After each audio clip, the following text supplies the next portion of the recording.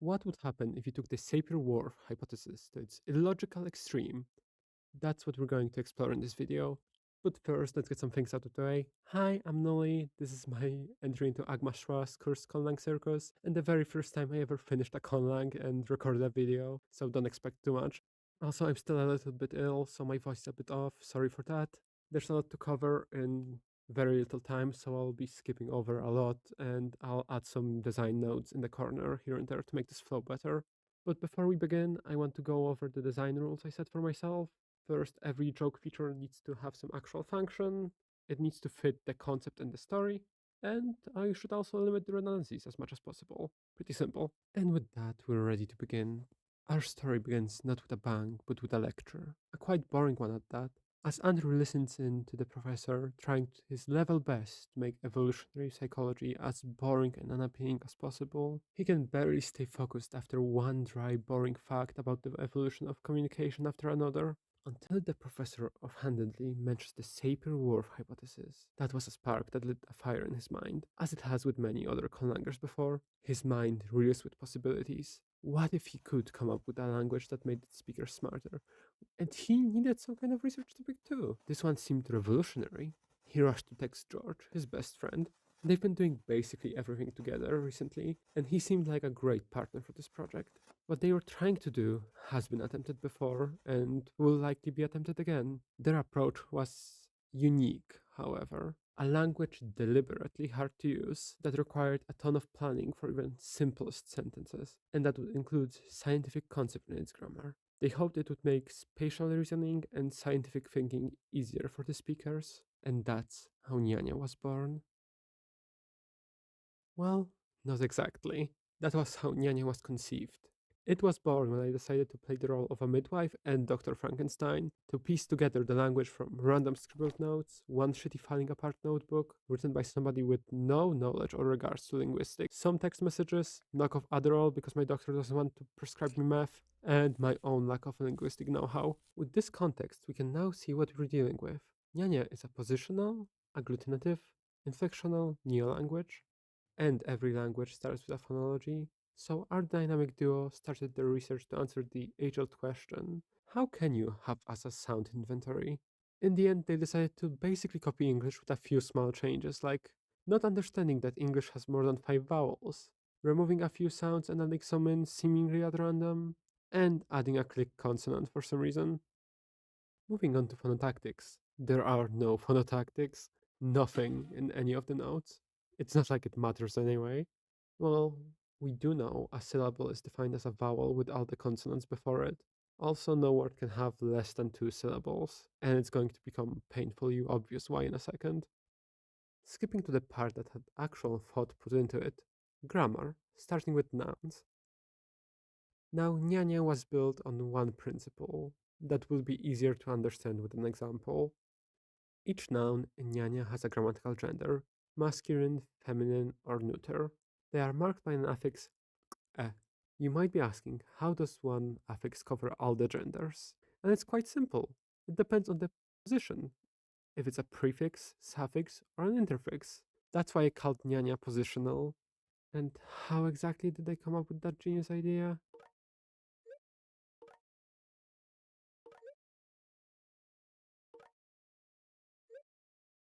And so, the core principle and the first nail in its coffin were established, with almost everything decided by its position and an amount of bound morphemes to rival a BDSM convention.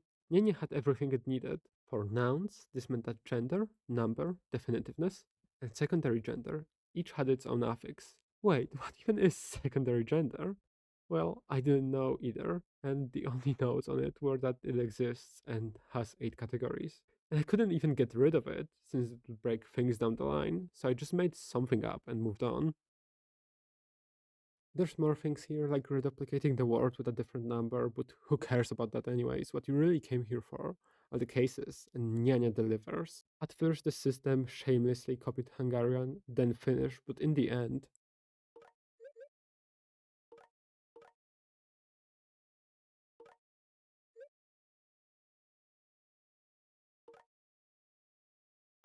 there's 33 noun cases in ɲaɲa, decided by the position of the affix ņa in regards to all the previous affixes. with rules to limit ambiguity. There's also case stacking with a na affix for showing agreement. At this point, you might be tempted to ask, why are there only 32 cases shown? And to that I said, good point. I can't cover them all, but my favorite one is the relative case, which provides a reference frame and it's non-optional when using verbs describing movement. Now, this isn't the end of noun features, but what's left is less important, indicating non-grammatical gender and some modifiers, demonstratives, and measure words. With every noun comes an article. Their base function is creating diminutive, augmentative, honorific, and despective forms of nouns, and functioning as a determiner. There's 24 articles for each gender combination, because articles must agree with nouns in gender, number, and case. More observant among you might be saying,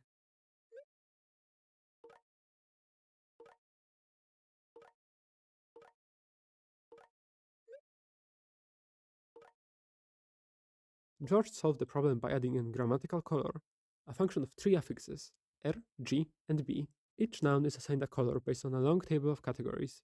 It allows adding redshift to the noun, moving the R affix to make it redder, which indicates that the noun is moving away from the speaker. Now, ɲaɲa is nothing if not maximalist in its features, so there's also blue shift and green shift. Of course, ɲaɲa also needs pronouns. There's only one pronoun, hababa, which can be modified by affixes of inclusion, gender, animacy, and case, but with some affix changes. They can also have a reflexive, reciprocal, and interrogative form.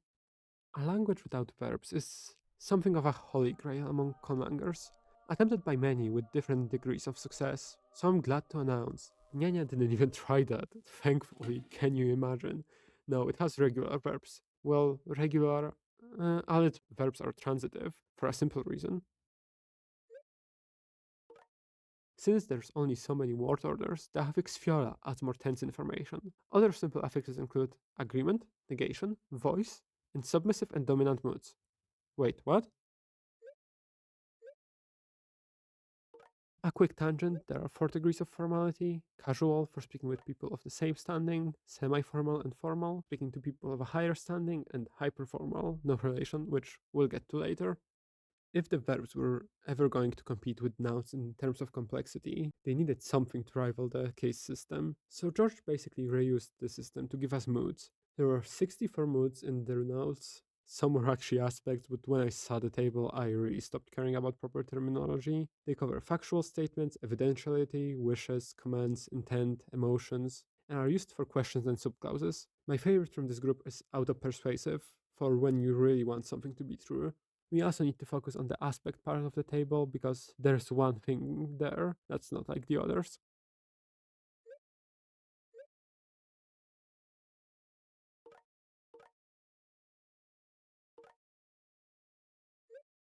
Astrological aspect is a bit of a special case, as it adds extra words and affixes to a sentence which form a 5-part system for essentially passing judgment. Planets mean how a part of life is affected, aspect is how the action of the sentence affects that outcome, house is part of life that is affected, signs are optional modifiers, and the affix P is used to determine the affected person. The mood system only allows one modality per verb, so to add more, you need more verbs. There's always the verb to be, babe, which is declined like the primary verb and then given the extra modality. One last feature here are the direction markers, X, Y, and Z. They can indicate a direction or an area of effect. For the sake of time, we'll cover adjectives and adverbs together. Both have two meanings, one before the word they modify and the other after. To explain this, let's look at ipusie, the only color adjective in nyanya. When put after a noun, it means black, but put it before and it means white. They both have their agreements, negations, comparisons, emphasis, and modifiers. I'll put a little extra focus on the last part, because for adjectives, it gets a bit complicated. First, you need to look at the position of affix hua towards other affixes, but there's always some ambiguity which affix is getting modified, and that's where an auxiliary word tiatia, which contains all the modifier affixes, comes in. And to add on to it, the position of tiatia also affects the modifier. The last big thing is syntax. Word order changes a lot, but if you look at the verb, subject, and object as core elements, it doesn't matter the order they are in, there's always 4 spaces in a sentence between them. We'll designate them 1 through 4. Placement in those spaces is vital for things like nouns and subclauses. Conjunctions are handled by the linker word gra and the modifying affix ble. Words are linked together by gra into one long pseudo-compound, and then the position of the ble affix decides what the conjunction means. Oh, and if you want to link 2 sentences together, you have to do it word by word.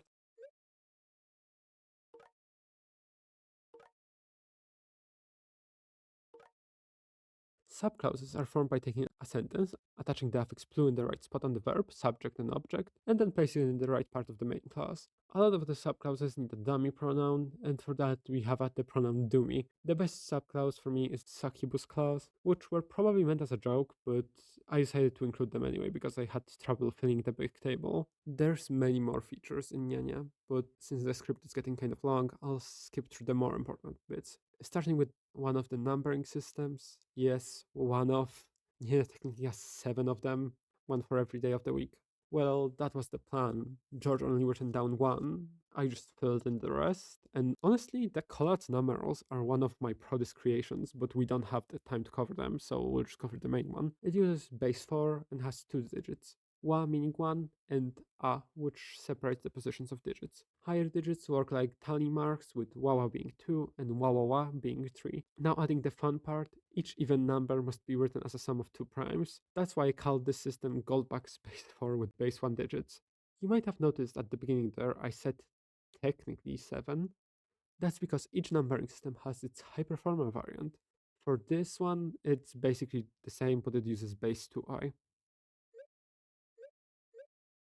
The notes on this are a bit messy and convoluted, but George suggested a 7-way split of society based on IQ, with title markings for names and different rules for communicating between tiers. We already discussed casual, formal, and semi-formal, but hyperformal is a version of language supposed to obscure the communications between the people of the highest tier to anybody else. It changes how the affixes affect words, and some of the language systems are only intended for hyperformal.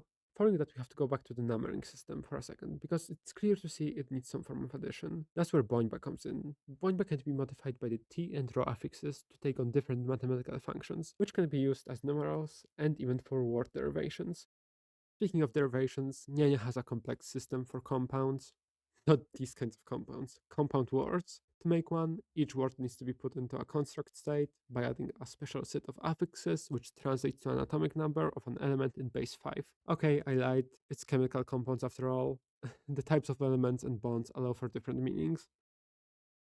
Last feature we'll cover are stress patterns. George, in his notebook, had an idea for making them add extra meaning to the verb, subject, and object. The subject is supposed to contain the step of the hero's journey the speaker is on. The object assigns a Jungian archetype to the other C, and the verb, Kabbalistic tarot, predicting the future arising from the spoken sentence. But that's not all. At this point, George suggests a complex tonal pattern to communicate the ideas across the planes of existence to creatures of higher vibrational frequencies. And at this point, I just gave up. I can barely contact people on this plane, and I'm so tone deaf the Mandarin tone system is like black magic to me. There's no way in hell I'm patching that together from the haphazard nodes. And I wasn't the only one that didn't like how the situation was developing. Now, unfortunately, I do not know how that story ends.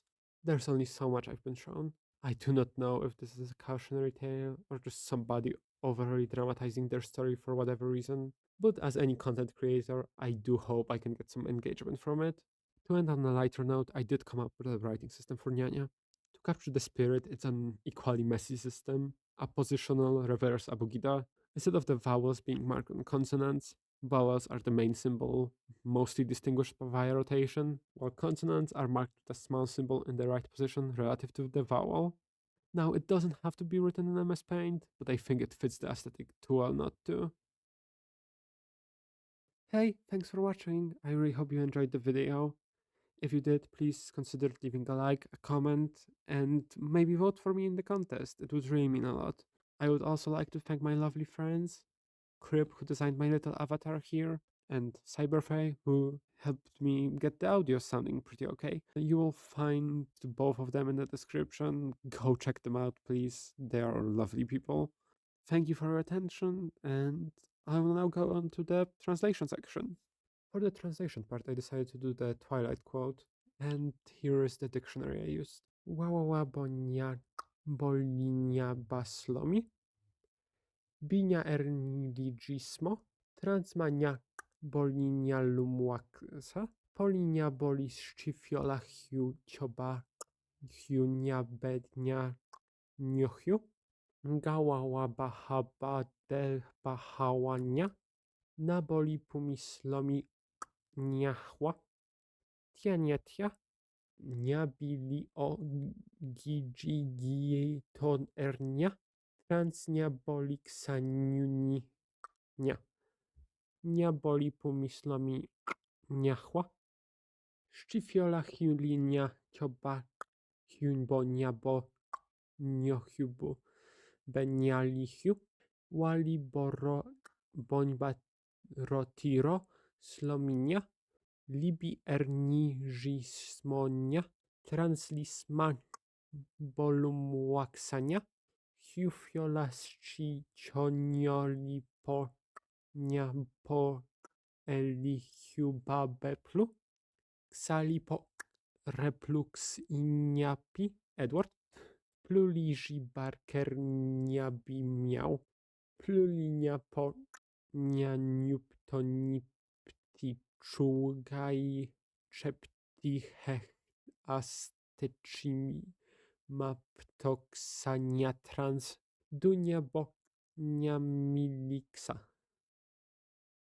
Szczyfiolichinia cioba hiuboniabo niohiu benialihiu. Wawaliroboro bońba rotiro slominia. Libi erniżismonia. Translima bolumłaksania. Blepru niohiu fiola cionszczynia policzub tojczełgi hiunia pohechamie kaptolihiunia plugre. Bledubo plumiksania prugre. Bleprunio fiola ciochiu czcinia polibabo nia pobelinia plugre. Plunania gałała bahadbadenia na bahawana pru. Bleplunia bilidziu ernia wów pru o plutransnia poksali steci nia pojma prugre. Blesci fiola hiucio bolinia bolihiu kronio hiu peplu grefiola hiu bolinia bolihiu ciotla hiunia bonie niohiu szczyhiu plu. Łałania gadenia haplu babałabahana. Ble erbili ai plu gipsonia o trans boli odat plułaksania grega łała bahaba plude bahałania. Pluniana bilinenia erna bibondzina. Plutransnia ksali alnu nia podemnom. Plulina niabi aje gipso.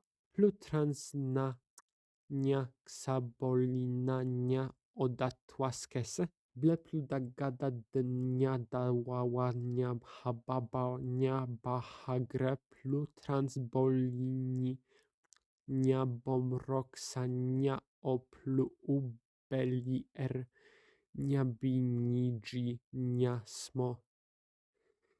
Dunia bo nia miliksan. Linia cioba hiubonia bo niohiu benialihiu. Wawaliroboro bońba rotiro slominia.